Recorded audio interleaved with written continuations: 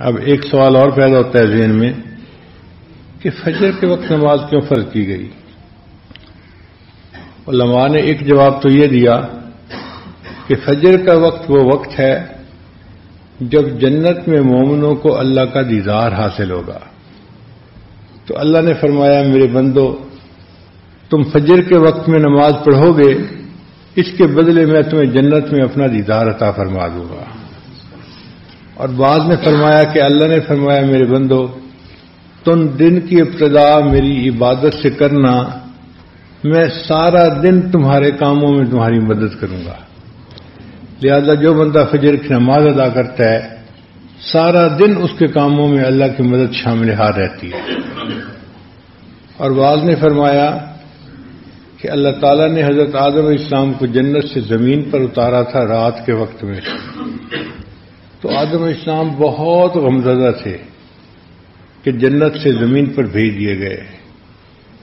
پھر جب صبح کا اجالا ہوا تو ان کو تھوڑی امید لگی کہ میں کسی تاریک خانے میں نہیں آیا، یہاں بھی دن کی روشنی ہے.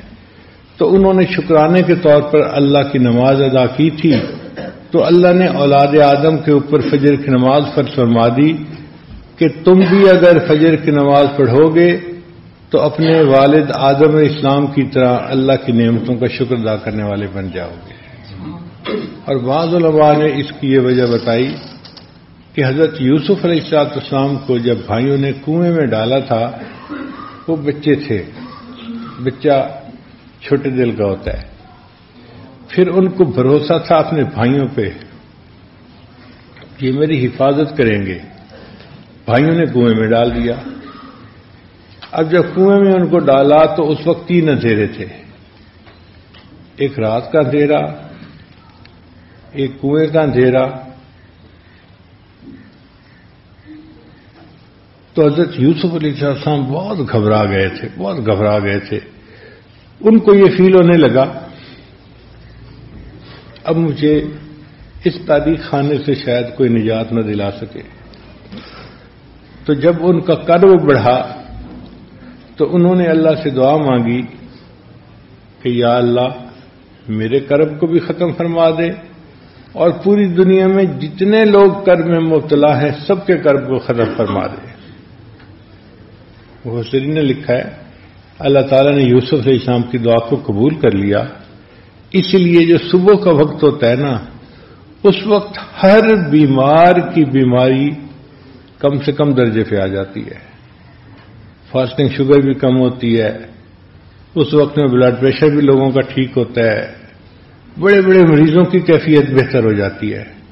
کوئی بندہ ساری رات غمزدہ روتا رہے صبح کے وقت میں اس کی طبیعت میں بھی سکون آ جاتا ہے. آپ دیکھیں وہ سویا پڑا ہوگا، آرام کر رہا ہوگا. تو یہ یوسف علیہ السلام کی دعا تھی جس کو اللہ نے قبول کیا، اور دنیا کے ہر انسان کے کرب کو اللہ تعالیٰ اس وقت کم کر دیتے ہیں. اب جب یوسف علیہ السلام نے فجر کا اجالا دیکھا تو انہوں نے اللہ کے حضور نماز ادا کی شکرانے کے طور پہ.